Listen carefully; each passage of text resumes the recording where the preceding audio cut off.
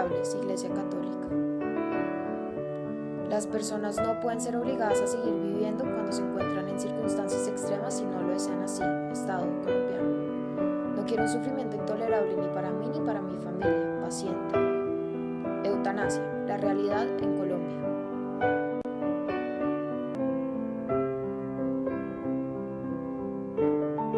Los distintos actores de la eutanasia son la Iglesia, el Estado, el paciente y la sociedad. Ahora bien, las relaciones entre estos actores varían, todo dependiendo de la decisión que tome el paciente, bien sea mujer o hombre. Si desean aceptar y llevar a cabo el procedimiento, el Estado apoya, algunas partes de la sociedad apoya, la Iglesia no apoya, mientras que si no lo desean llevar a cabo, la Iglesia apoya, el Estado puede que apoye o no, y la sociedad puede que apoye o no. Entonces, ¿cuál es el debate?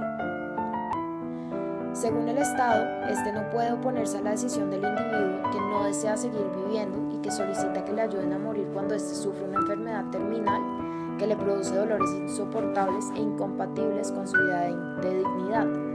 Por tanto, si se encuentra en estas condiciones, su vida puede concluir. En conclusión, la eutanasia y la muerte digna sí se debe permitir para el Estado. Por otra parte, la Iglesia considera que el dolor de los pacientes del que se habla y sobre el que se quiere fundamentar una especie de casi obligatoriedad de la eutanasia, más que nunca hoy es un dolor curable con los medios adecuados, si se presenta una adecuada asistencia médica. Por tanto, para la Iglesia no se debe permitir la muerte digna ni la eutanasia.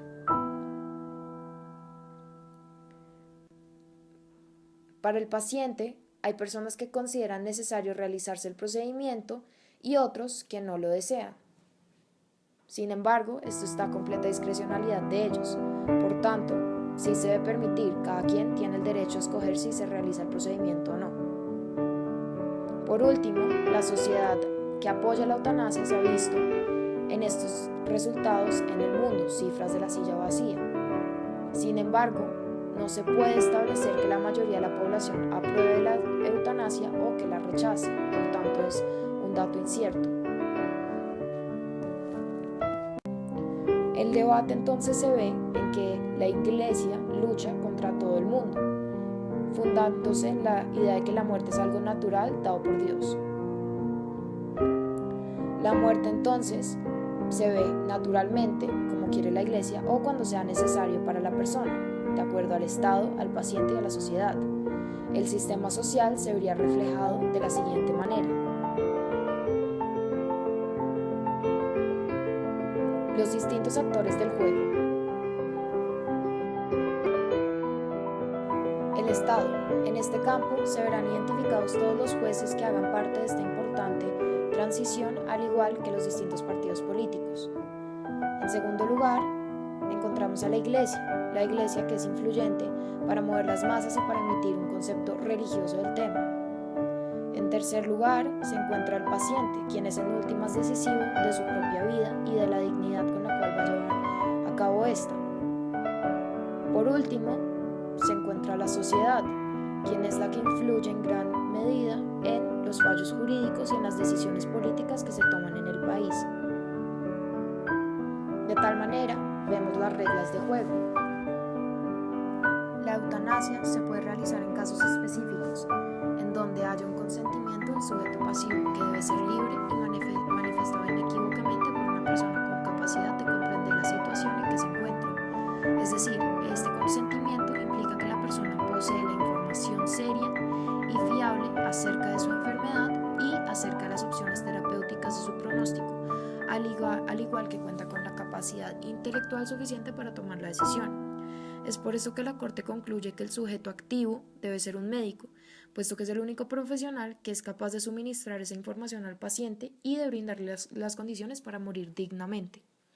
Por tanto, en los casos de enfermos terminales, los médicos que ejecuten el hecho descrito en la norma penal con el consentimiento del sujeto pasivo no pueden ser entonces objeto de sanción y por tanto los jueces deben exonerar de responsabilidad a quienes así obren.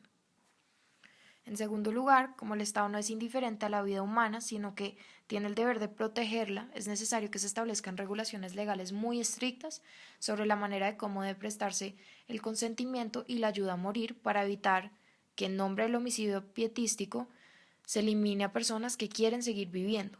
De tal manera, primero, debe haber una verificación rigurosa por personas competentes de la situación real del paciente, la enfermedad que padece, de la madurez de su juicio y de la voluntad inequívoca de morir. Segundo, debe haber una indicación clara a las personas, de los sujetos calificados, que deben intervenir en el proceso.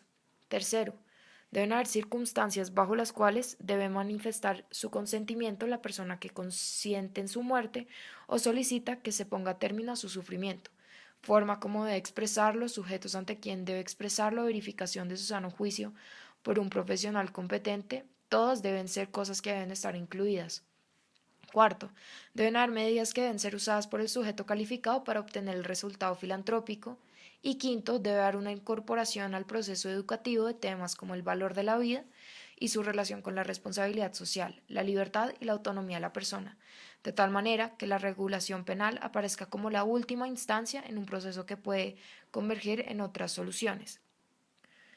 Sin embargo, como estas regulaciones solo pueden ser establecidas por el legislador, la Corte Constitucional consideró que mientras se regula bien el tema, en principio todo homicidio por piedad de enfermos terminales debe dar lugar a una investigación penal, a fin de que en ella los funcionarios judiciales, al tener en cuenta todos los aspectos relevantes para la determinación de la fiabilidad del consentimiento del paciente que se realizó el tratamiento, establezcan si la conducta del médico ha sido o no antijurídica en los términos señalados en la sentencia que se acaba de leer, que es respectivamente la sentencia C-239/1997.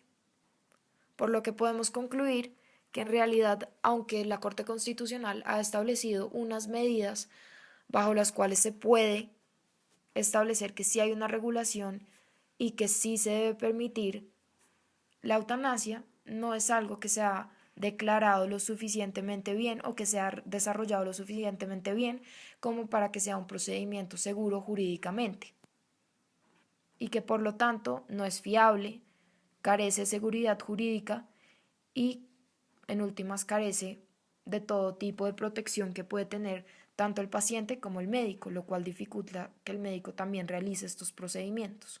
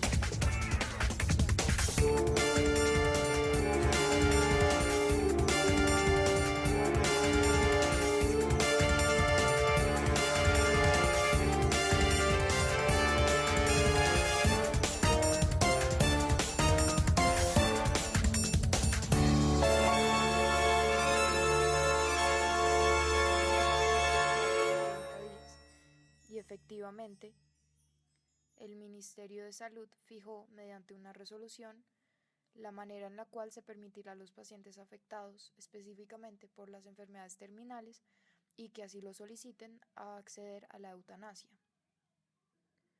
Esta regulación funciona de la siguiente manera. Se han creado unos comités científicos interdisciplinarios que analizan cada caso y definen cómo debe funcionar la eutanasia para el caso debido. De ahí en adelante se aprueba y se envía para que se lleve a cabo el procedimiento. Para esto es necesario dos cosas. Ante todo, no pueden haber objeciones de conciencia, como las de los doctores, porque esto significa trazar el procedimiento. Y en segundo lugar, debe fijarse un plazo máximo para realizarse el procedimiento.